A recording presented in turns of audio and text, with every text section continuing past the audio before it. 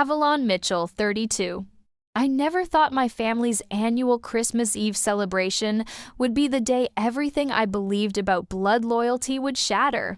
When my parents handed my sister keys to a lakeside vacation home, I smiled genuinely. Then, they handed me a $50 gift card to Olive Garden. That moment revealed the truth I'd been blind to for decades in my family's eyes. I was worth exactly 1/8,000th of my sister. Before I dive deeper into how this Christmas Eve changed everything, I'd love to know where you're watching from today. Drop your location in the comments below, and if you're enjoying this story of family betrayal, hit that like button and subscribe to join our storytelling community. I promise the revenge that unfolds after this holiday disaster will make you think twice about family loyalty and what happens when karma finally comes calling. Growing up, there were always subtle signs that my sister Madeline was the golden child of our family. Our parents, Richard and Eleanor Mitchell, successful business owners from Connecticut, never explicitly said they favored her, but their actions spoke volumes. Madeline was 3 years younger than me, blonde and vivacious like my mother, while I inherited my grandmother's auburn hair and quieter demeanor. Perhaps that's where it began, in the simple genetics that made one daughter a mirror image of Eleanor Mitchell and the other a reminder of a mother-in-law she merely tolerated. When I was 10, I won my first writing competition at school. My proud teacher called home, but my parents couldn't attend the ceremony because Madeline had a dance recital the same evening. I sat alone while other children's parents took photos and brought flowers. Mrs. Johnson, my English teacher, gave me a small bouquet from her own garden and a ride home. When I showed my certificate to my parents later that night, my father glanced up from his newspaper with a distracted, "That's nice, Avalon," while my mother was busy hanging Madeline's dance photos on the living room wall. By high school, the pattern was firmly established. My academic achievements were acknowledged with obligatory nods, while Madeline's social successes were celebrated extravagantly. For my graduation, they gave me a card with $200. 3 years later, Madeline received a brand new car for hers. "She's more social," my mother explained when I questioned the disparity. "She needs it more than you did." I told myself it didn't matter. I focused on building my own life, putting myself through college with scholarships and part-time jobs, while Madeline's tuition and expenses were fully covered by our parents. I worked hard, graduated with honors, and secured a position at a respected publishing house in New York. I found my own apartment, paid my own bills, and slowly built a life I was proud of through my own efforts. Despite the distance I put between myself and my family, I still craved their approval.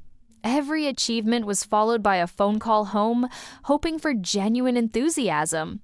Every holiday I returned to Connecticut, bringing thoughtful gifts and stories of my modest successes, hoping this would be the time they'd finally see me. I dated kind, ambitious men who I thought would impress my parents, only to have them scrutinized and found lacking compared to Madeline's rotating cast of charming boyfriends. When Madeline dropped out of college her junior year, to find herself, our parents supported her decision completely, funding her 6-month trip to Europe to gain perspective. When she returned and announced she wanted to open a boutique, they invested $75 0-inches startup capital without hesitation. Meanwhile, when I needed emergency dental surgery and asked for help with the $3,000 bill, my insurance wouldn't cover. My father lectured me about financial responsibility and suggested I take out a personal loan. The boutique failed within 18 months. Madeline moved back home, and our parents converted their home office into what they called her healing space, where she could process her entrepreneurial journey. When I visited that Thanksgiving, I found my childhood bedroom had been turned into storage with boxes stacked on my old bed. I slept on the living room couch while Madeline enjoyed her specially decorated room. Through all of this, I maintained the family peace.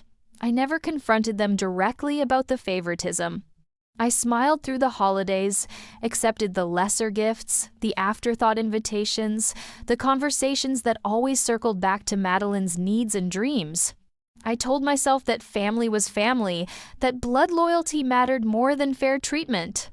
I convinced myself that one day they would see my worth, that my patience and understanding would eventually be rewarded with the recognition and love I craved.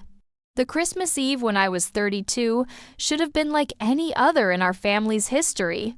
I arrived at my parents' house with carefully selected gifts, a rare first edition book for my father, an artisanal scarf for my mother, and handcrafted earrings for Madeline. I'd spent nearly a month's worth of discretionary income on these presents, wanting them to see the thought and care I put into our relationship. I hadn't known then that this particular Christmas would finally open my eyes to a truth I had been avoiding for decades. The Mitchell family Christmas Eve celebration had always followed the same script: cocktails at 5, dinner at 7, and presents precisely at 9. My mother insisted on the schedule, claiming it added dignity to the occasion. This particular December 24th began no differently. I arrived at 4:30, helping my mother arrange the canapes, while my father mixed old fashions in the crystal tumblers that only appeared during holidays. Madeline arrived at 5:15, fashionably late, as always bringing a flurry of excitement and expensive perfume with her. "Sorry, I'm late," she announced, though no one had mentioned her tardiness. The traffic from the city was horrible. She hadn't bothered to bring any food contributions, despite my mother's group text requesting everyone bring something small. My homemade cranberry bread sat untouched on the sideboard while everyone kissed Madeline's cheeks and took her coat. Dinner passed with the usual conversation dynamics. Madeline dominated, sharing stories about her new job at a friend's marketing firm, a position created specifically for her after her boutique failed. My parents leaned forward, entranced by every detail of her workplace politics and the apparently fascinating saga of her apartment renovation. When I mentioned my recent promotion to senior editor, my mother nodded distractedly before asking Madeline about her plans to redo her kitchen backsplash. By 9 o'clock, we gathered around the Christmas tree as tradition dictated. My father, playing Santa as he had since we were children, distributed the presents with ceremonial gravity. The pile under the tree seemed oddly imbalanced, with a conspicuously large box bearing Madeline's name and a cluster of smaller packages. Still, I felt the familiar spark of hope that this year might be different. Madeline went first, tearing through her packages with the unrestrained glee of someone who has always received exactly what she wanted. Designer clothes from our mother, expensive tech gadgets from our father, and finally, the large box, which contained a cashmere coat she had apparently pointed out during a shopping trip with our mother. "It's exactly what I wanted," she squealed, hugging both parents. My turn came next. My mother had given me a scented candle from a department store. The price sticker, still affixed to the bottom, showed it had been purchased during a clearance sale for $12.99. My father's gift was a self-help book titled Finding Career Fulfillment, despite the fact I'd just been promoted. There was one more small envelope with my name, which I assumed might contain a gift card or perhaps cash. A last-minute addition when they realized how meager my gifts appeared beside Madeline's bounty. "This is from both of us," my father said as I opened the envelope. Inside was indeed a gift card, $50 to Olive Garden, a chain restaurant I had mentioned disliking during our last family dinner. The expiration date showed it had been purchased over a year ago, likely a regift from a business associate or neighbor. I smiled and thanked them politely, swallowing the humiliation that burned in my throat. But my performance was interrupted when my father stood up again, an unexpected gleam in his eye. "We have one more special gift tonight," he announced, retrieving a small box from behind the bar cabinet. Madeline straightened her expression, eager with anticipation, while my mother clasped her hands together in barely contained excitement. Madeline, your mother and I are so proud of how you've bounced back after the boutique situation. Your resilience inspires us. He handed her the small box, which she opened to reveal a key attached to a silver keychain in the shape of a mountain. My mother could no longer contain herself. It's a lakeside vacation home in the Adirondacks. 3 bedrooms, a private dock, and only a 4-hour drive from the city. We've paid it off completely. It's all yours. The room seemed to tilt around me as Madeline screamed in delight, and my parents beamed with satisfaction. A vacation home. Paid in full. While I had received an expired gift card to a restaurant I disliked, the property had to be worth at least $400, making my gift worth approximately 1/8,000th of hers. Avalon, isn't this wonderful news for your sister? My mother's voice cut through my stunned silence, her tone carrying a warning to maintain the family harmony. That's when something inside me finally broke. The carefully constructed fiction I had maintained for 32 years, that my parents loved us equally, that things would even out. Eventually, that blood loyalty transcended all else, shattered completely. Looking at their expectant faces, I realized they genuinely saw nothing wrong with this disparity. In their world, this was natural, expected even. Madeline deserved a house. I deserved leftover breadsticks. Yes, I heard myself say through numb lips. It's wonderful. The rest of the evening passed in a blur. I excused myself early, claiming a headache, and drove back to my apartment in the city through silent, snow-covered streets. In that drive, something fundamental changed inside me. The desperate need for parental approval that had driven so many of my life choices began to dissolve, replaced by a cold clarity. This wasn't love, this wasn't family. And for the first time, I allowed myself to consider what might happen if I stopped pretending it was. The week after Christmas, I existed in a fog of revelation.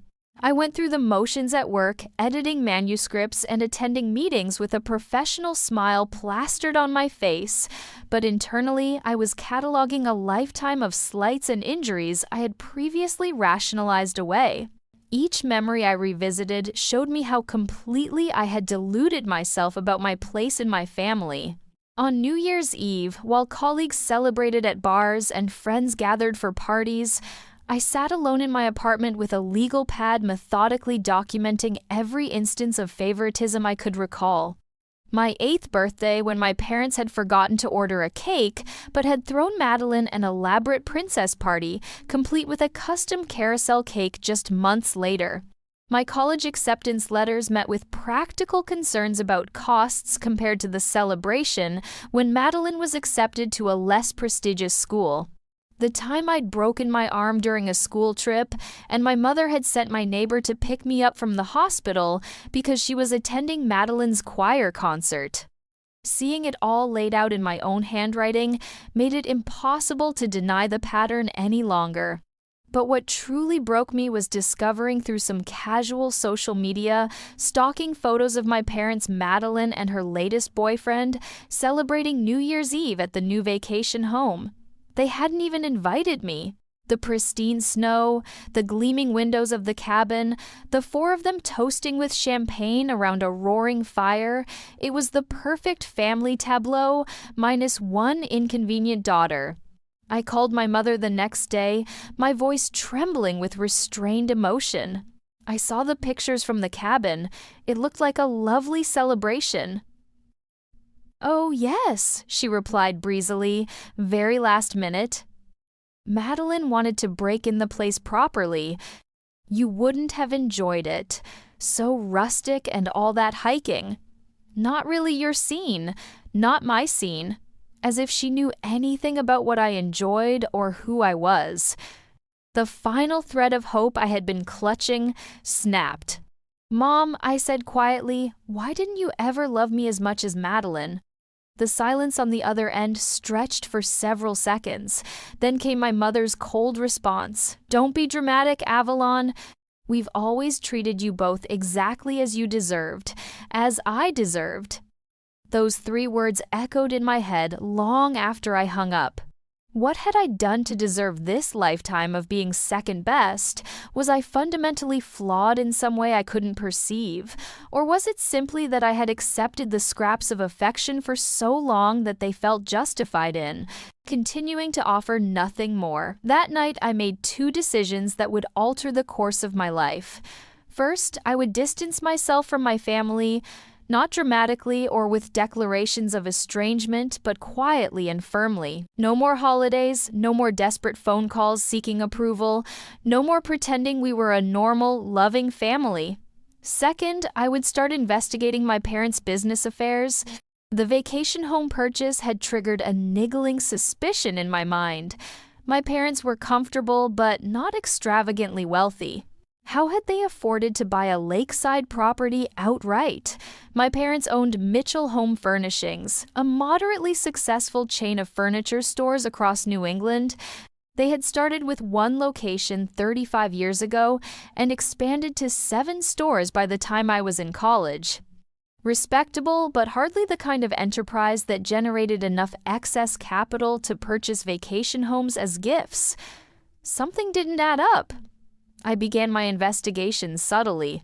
I called my cousin Derek, who worked as the company's accountant, claiming I was considering investing some of my savings in the family business and wanted to understand its financial health better.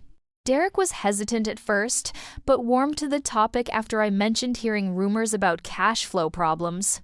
Always eager to demonstrate his financial acumen, he confirmed that the business had indeed been struggling for the past few years. "The pandemic hit us hard," he explained. "And your parents made some questionable inventory decisions afterward. Plus, there's the lawsuit settlement." "Lawsuit?" I prompted, feigning knowledge. Derek lowered his voice, though we were on the phone. "The sexual harassment thing with your dad's former assistant. They settled out of court 2 years ago, but it cost them." "Don't tell them I told you. They've been keeping it quiet from everyone." This was the first I'd heard of any lawsuit, but I acted unsurprised. "Right, of course. And they're still expanding despite all this. That's the weird thing," Derek continued, now fully invested in sharing the gossip. "They just bought that property from Madeline, and they're talking about opening an 8th location in Hartford next year. I can't make the numbers work in my projections, but your dad insists they have the capital." After thanking Derek for his insights, I sat back and considered what I'd learned. My parents had financial troubles they were hiding, yet they were spending lavishly on Madeline and business expansion. Where was the money coming from? The answer came from an unexpected source. The following week, I had dinner with Mrs. Johnson, my old English teacher who had remained a mentor and friend. Over pasta and wine, I confided some of my family situation to her, including my puzzlement over their finances. Her face grew serious as I spoke. "Avalon, there's something you should know. Your grandmother, your father's mother, she left a trust when she died. It was supposed to be divided equally between you and your sister when you both turned 30. I stared at her in confusion. "My grandmother died when I was 12. No one ever mentioned a trust to me." Mrs. Johnson nodded sadly. "I know. Martha, your grandmother, and I were friends in our teaching days. She was so proud of your writing talent. She saw herself in you. She set up that trust specifically to ensure both her granddaughters would be provided for equally. She made me a witness when she signed the documents." My mind raced, connecting dots I hadn't even known existed. "How much was in this trust?" "Substantial," Mrs. Johnson replied. "Martha inherited quite a bit from her husband's insurance policy, plus she was frugal. Last time she mentioned figures to me, it was close to $2 million. $1 million for each granddaughter. $1 million. My portion would have been $1 million. And I had never seen a penny of it. The revelation about my grandmother's trust fund lit a fire within me that consumed everything else. I took a week of personal leave from work, claiming a family emergency, which, in a way, it was. I transformed my living room into an investigation headquarters with timelines, financial records, and family photographs covering every surface. I was determined to uncover exactly what had happened to my inheritance and why it had been kept secret from me. My first step was to locate my grandmother's will and trust documents. I contacted several law firms in her hometown until I found the one that had handled her estate. Posing as a family member researching genealogy, I managed to get the receptionist to confirm that yes, Martha Mitchell had indeed established a trust with them. When I asked for copies of the documents, however, she balked, citing confidentiality policies. I would need proper identification and proof of relation. I changed tactics. I called my Uncle Robert, my father's younger brother who had moved to Oregon decades ago after a falling out with my father. We hadn't spoken in years, but he answered my call with surprising warmth. "Avalon, what a pleasant surprise! How are you, kiddo?" The genuine pleasure in his voice made me wonder why we had lost touch. Another casualty of my parents' selective family narrative, perhaps. I explained that I was researching family history and asked if he knew anything about my grandmother's will. His long pause told me everything before he even spoke. "They never told you, did they?" Over the next hour, Uncle Robert filled in the blanks. My grandmother had indeed left a substantial trust to be divided equally between Madeline and me, with my parents as trustees until we turned 30. The money was specifically earmarked for our education, housing, and future security. Uncle Robert had been named as the trust's overseer, which explained his falling out with my father. He had questioned some early withdrawals my father had made for Madeline's education. "Your father managed to have me removed as overseer by claiming I was interfering with his parental authority," Uncle Robert explained. "After that, I lost legal access to the trust information. But I always assumed they'd give you your share when you turned 30. I was 32 and I hadn't seen a dime. Do you have any copies of the original trust documents? I might have something in storage," he said thoughtfully. "Let me look. In the meantime, Avalon, you should know. What they've done is likely illegal. If they've spent your portion or diverted it solely to Madeline, that's a breach of fiduciary duty." The word illegal echoed in my mind after we hung up. My parents, who had always presented themselves as paragons of integrity and had criticized my every minor transgression, had potentially stolen my inheritance. The vacation home they had so generously given to Madeline was possibly purchased with money that rightfully belonged to me. I needed proof, and for that I needed to see their financial records. Getting access to my parents' financial information proved challenging, but not impossible. I remembered that years ago, when I still believed in family unity, I had helped my father set up his online banking and email accounts. On a hunch, I tried some of his standard passwords, combinations of our family birth dates, and his college football number, and gained access to his email within minutes. His poor digital security was my investigative breakthrough. The email treasure trove revealed years of correspondence, with their financial advisor detailed bank statements and communications about the trust. I discovered that my parents had systematically drained my portion of the trust over the years. They had funded Madeline's entire education with trust money, reasonable and within the terms, but had never used a penny for my college expenses despite my eligibility. They had loaned themselves substantial sums for business expenses, then forgiven these loans through creative accounting. And most damning of all, they had used the bulk of my portion to purchase the vacation property for Madeline, effectively transferring my inheritance directly to her. As I downloaded and organized these documents, I came across an email from 3 years prior that made my blood run cold. My father had written to their financial advisor, "We need to close Avalon's portion of the trust before she starts asking questions. She's never shown much financial acumen or responsibility, so we feel justified in redirecting these funds to Madeline, who has demonstrated more family loyalty and business interest. Please advise on the least complicated approach." The advisor had cautiously suggested that such a move might violate the trust's terms, to which my mother had responded in a separate email. Martha never understood Avalon's character the way we do as her parents. We're making decisions that reflect the realities of our daughter's capabilities and commitments to this family. Avalon has always been difficult. I stared at those words for a long time, tears burning in my eyes but refusing to fall. Difficult? That was their justification for stealing my inheritance. I had been difficult, by which they meant I had sought independence, pursued my own career, rather than joining the family business, and occasionally questioned their preferential treatment of Madeline. For these crimes, I deserved nothing. I had the evidence I needed, but I wasn't sure what to do next. Confront them, seek legal action. The betrayal felt so immense that no response seemed adequate.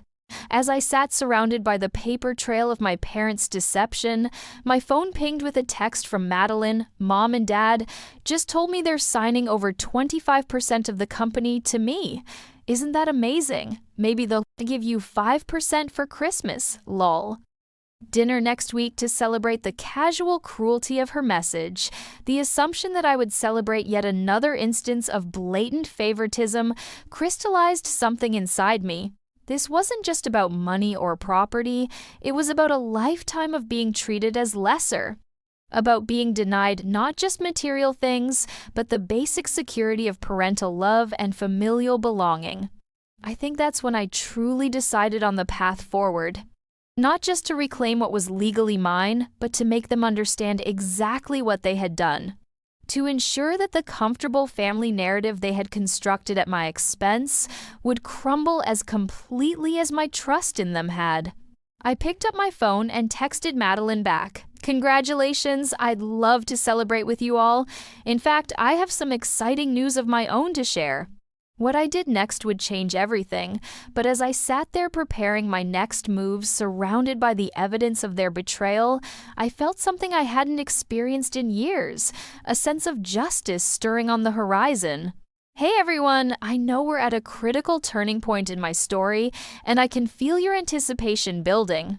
If you're enjoying this family drama so far, please hit that like button to let me know. Are you Team Avalon yet? I'm curious. Have you ever discovered a family secret that changed everything? Share your thoughts in the comments below, and don't forget to subscribe if you want to see how I finally got justice against my family's betrayal. Trust me, what happens next changed everything about our family dynamic forever. I spent the next week meticulously planning my response. This wasn't about impulsive revenge, it was about strategic justice. I consulted with a trust attorney showing him the documents I had obtained. His assessment confirmed my suspicions. My parents had committed a serious breach of fiduciary duty by misappropriating funds that were legally intended for me. You have a strong case for recovery of assets, he explained, reviewing the emails and bank transfers I had documented. The trust's terms were explicit about equal distribution, and they clearly violated that requirement. However, litigation would be costly, time-consuming, and very public. Are you prepared for that? I considered his question carefully. Did I want to drag my family through a public legal battle? Part of me craved that exposure, wanted the world to see exactly who Richard and Eleanor Mitchell really were beneath their respected community image. But another part recognized that such an approach might harm me as well, forcing me to relive my lifetime of rejection through depositions and testimony. What other options do I have? I asked. The attorney leaned back in his chair. You could approach them privately with what you know, request appropriate compensation, and handle this as a family matter. Many clients prefer that route, especially in cases involving family businesses.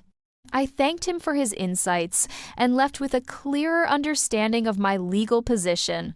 I had leverage, significant leverage, but how to use it most effectively. The family dinner to celebrate Madeline's new company shares was scheduled for Saturday at my parents' favorite upscale restaurant. I decided that would be my moment, but it required careful preparation. I needed more than just evidence of their financial misconduct. I needed to understand exactly what was at stake for them if this became public. I expanded my investigation into the family business. Through my father's emails and some strategic calls to industry contacts, I pieced together a troubling picture. Mitchell Home Furnishings was indeed struggling, but they were hiding their financial difficulties from potential investors and partners. They had taken out substantial loans using inflated revenue projections, and they were planning to secure additional financing based on their strong family leadership succession plan, which apparently now included Madeline but not me. More disturbingly, I discovered references to questionable tax strategies they had employed over the past decade. Nothing explicitly illegal, perhaps, but certainly aggressive enough to raise red flags with the IRS if examined closely. My parents had built their business and social standing on a foundation of propriety and trust, but it appeared that foundation was shakier than anyone realized. Armed with this additional information, I prepared a folder containing key documents, trust fund statements, showing the systematic depletion of my portion emails, discussing their intentional diversion of my inheritance to Madeline business. There were loan applications containing potentially fraudulent projections and tax documents highlighting their questionable deductions. I made multiple copies and secured the originals in a safe deposit box. On the day of the dinner, I dressed with particular care, a sharp black suit that projected confidence and authority rather than the softer, more feminine styles my mother always pushed me toward. I arrived at the restaurant precisely on time, finding my parents and Madeline already seated at their favorite corner table. My father stood to greet me with his usual perfunctory hug, while my mother air-kissed near my cheek, immediately commenting on my severe outfit choice. "We've already ordered champagne," Madeline announced, waving her hand to display a new diamond tennis bracelet that sparkled under the restaurant's lighting.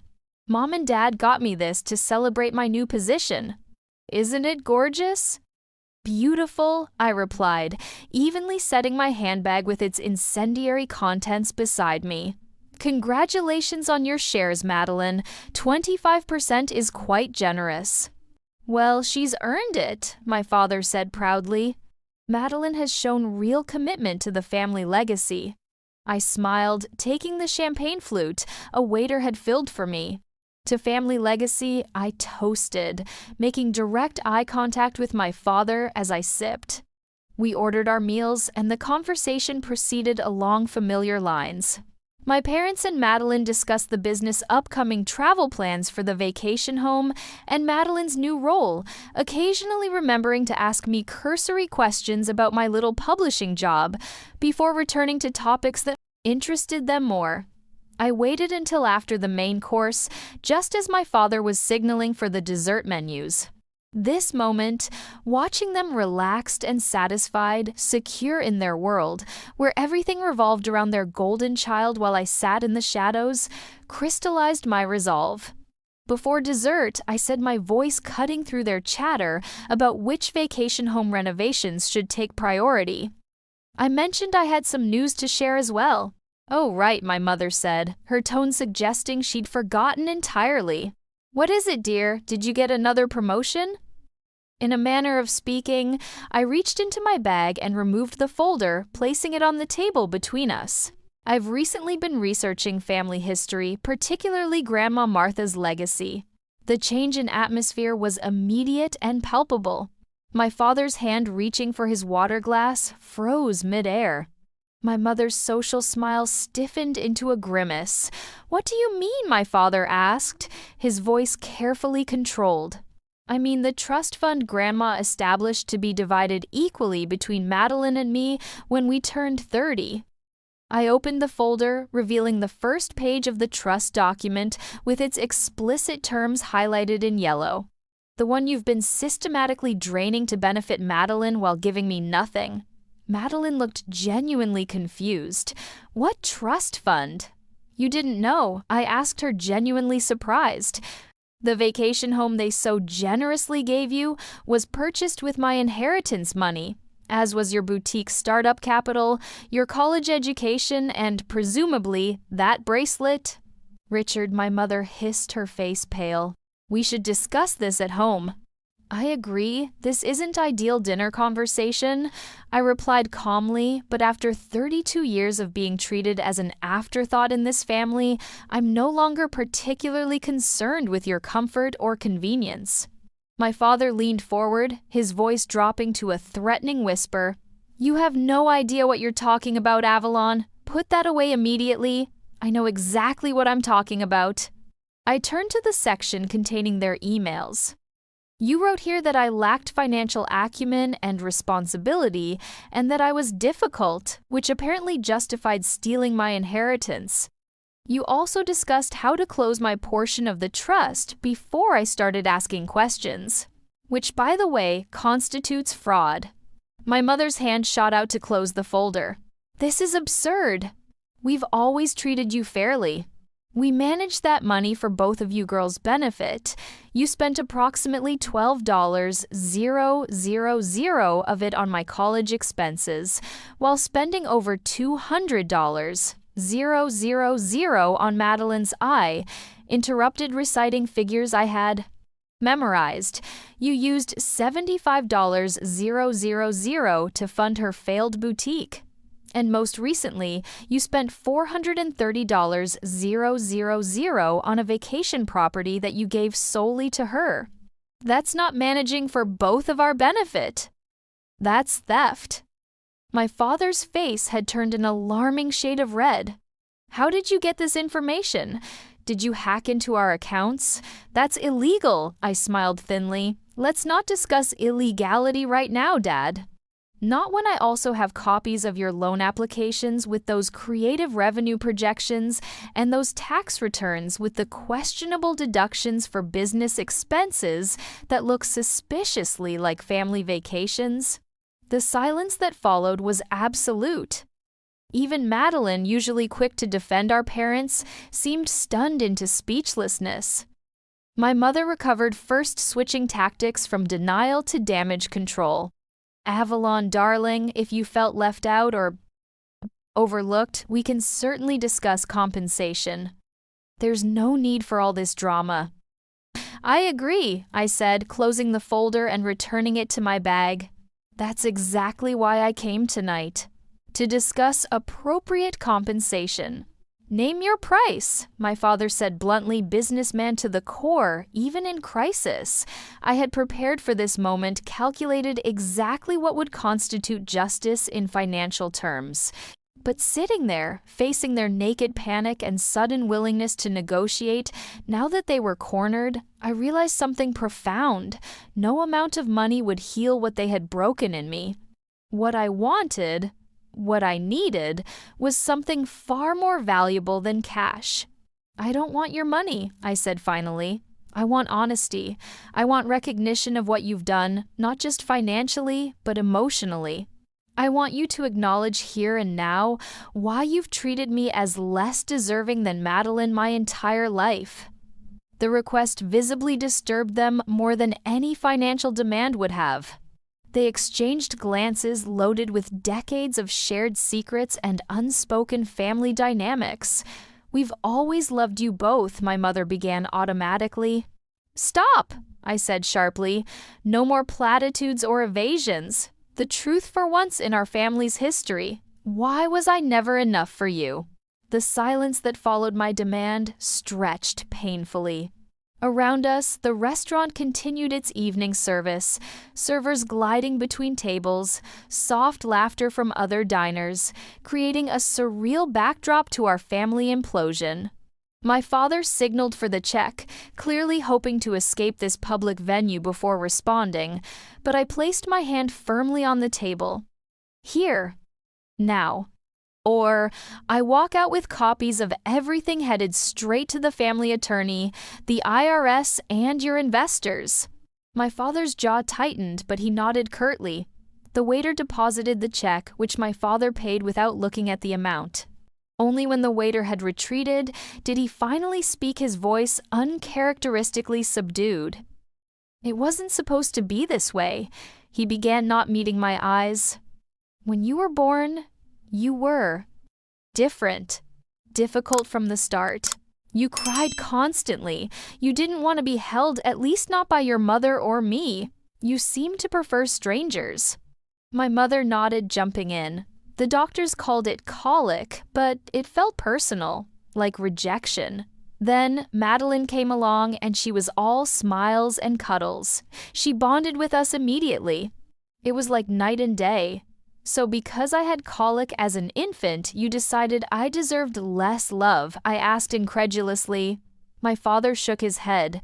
"It wasn't a conscious decision. It was a pattern that developed. Madeline was easier. She laughed at my jokes. She wanted the same things we wanted for her. You were always questioning. Separate somehow. You kept yourself apart," my mother added defensively. "Even as a child, you had this way of watching us, judging us. Like you could see through us." A bizarre realization was dawning on me. You were intimidated by me. My father's expression confirmed it before he could deny it. You were smarter than we knew how to handle. More serious. More substantial in some ways. Madeline was simpler. Beside him, Madeline flinched visibly. This was likely the first time she'd heard herself described as simpler, and the description clearly stung. "What Dad means," my mother interjected hastily, "is that Madeline was more aligned with our values and expectations. More conventional, more controllable." I translated the pieces, finally falling into place. "And I wasn't." My father sighed heavily, looking suddenly older. "You have to understand, Avalon, the business was everything to us. It was our legacy, our achievement. Madeline showed interest in it from an early age. She played store with the furniture catalogs. And you were always reading books, writing stories, living in your own world. So because I developed my own interests instead of mirroring yours, I deserve to be sidelined in this family. The injustice of it burned anew. To have my inheritance stolen. We didn't steal." My mother began, but my father cut her off with a raised hand. "Yes," he admitted flatly. "We diverted your portion of the trust to Madeline and the business.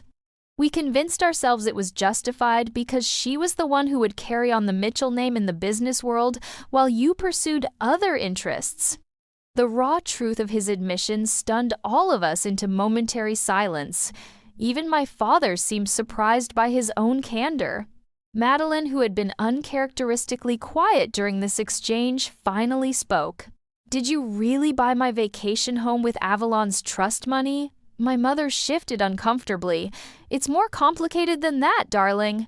"No," I countered. "It's exactly that simple. They took money that Grandma explicitly left for me and used it to buy you a lakefront property." Madeline looked genuinely troubled, her usual self-absorption cracking to reveal something more complex beneath.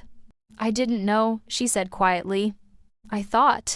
I always thought you just preferred your independence, that you didn't want the family connections I relied on." "I wanted a family that valued me," I replied, my voice steady despite the emotion building in my chest. "I wanted parents who celebrated my achievements as much as yours, who saw me as equally worthy of love and support, who didn't measure my value by how well I conformed to their expectations." My father cleared his throat, businessman to the core, even in this moment of family crisis. "What do you want, Avalon? If not money, then what? To damage the business, to hurt us publicly? I want what was always mine," I said simply. "My fair share of the business, 25% exactly equal to what Madeline has received. I want the trust audited by an independent accountant and any remaining funds divided as Grandma intended. And I want a formal recognition in writing that you violated your fiduciary duties and that all future business decisions will be made with equal consideration of both daughters' interests." My father calculated visibly, likely weighing the cost of my demands against the potential damage of a public legal battle. And if we agree to these terms, then the documents in my possession remain private. I have no interest in destroying the business or this family, only in correcting a lifetime of inequality.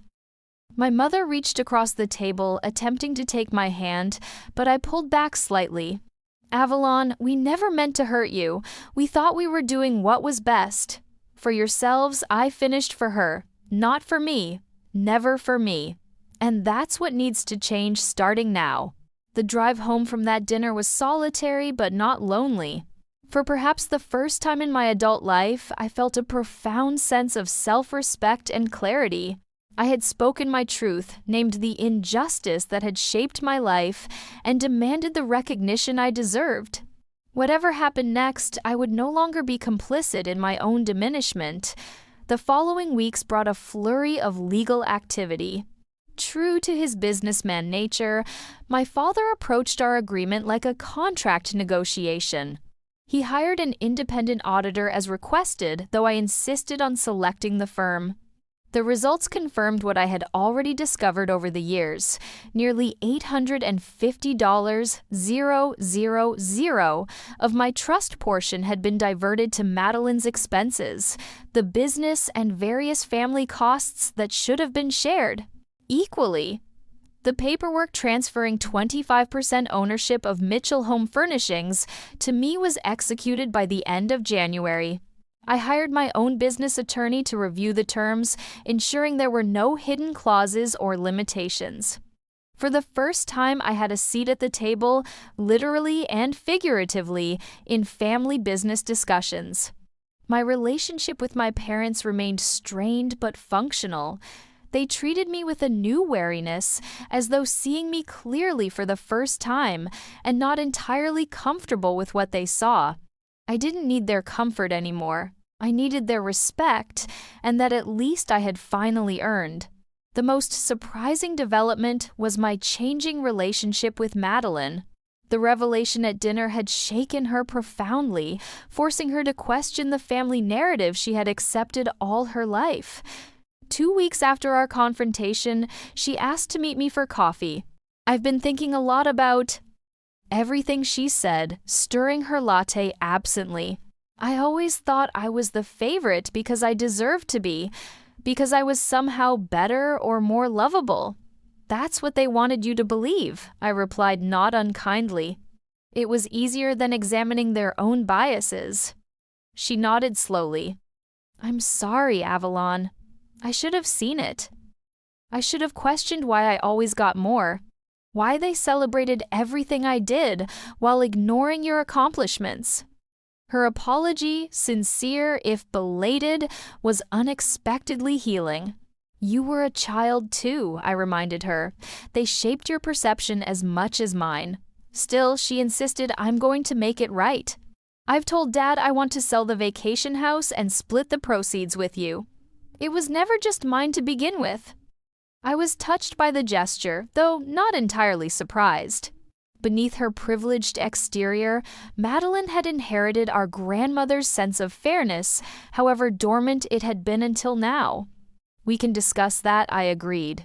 But more importantly, I want us to try being actual sisters, not competitors in some twisted game our parents created. She smiled, a genuine smile, without the smugness I'd grown accustomed to seeing. I'd like that. 3 months after the confrontation at the restaurant, Mitchell Home Furnishings held its quarterly board meeting. As a 25% stakeholder, I attended with full voting rights. The company was indeed facing significant challenges. The pandemic had accelerated online furniture shopping trends, and our brick-and-mortar model was struggling to adapt. My father presented his traditional solution: take out another loan, weather the storm, maintain the status quo. I had prepared my own proposal.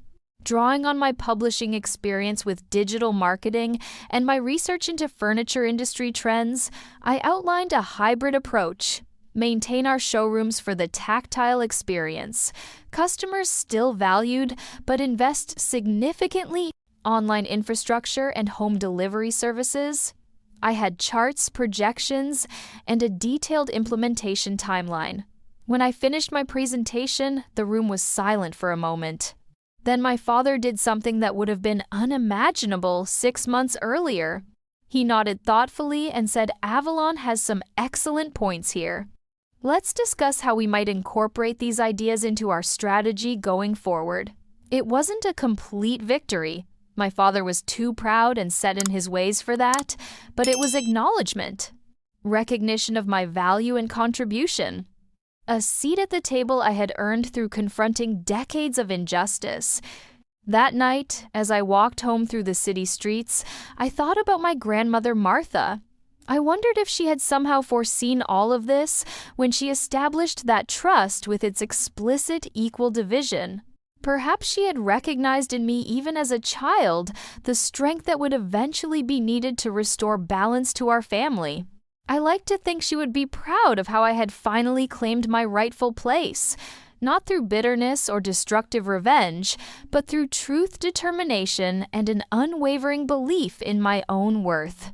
The vacation home was eventually sold, and Madeline and I split the proceeds as she had suggested.